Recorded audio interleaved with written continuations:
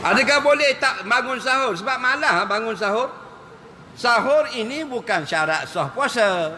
Tapi siapa bersahur, dia amal sunnah Nabi. Bila amal sunnah Nabi sahur, kebajikan dia akan datang dalam usianya akan bertambah. Benda-benda akhirat makin baik. Benda-benda lara makin kurang. Kerana Nabi kata, tasaharu, makanlah sahur. Walaupun sekejap. Fa inna fis sahur barakatan. Kerana dalam makan sahur itu berkat. Ada orang bodoh dia cakap, aku tak main sahur-sahur tu budak-budak. Kami geng gym, main gym, bos.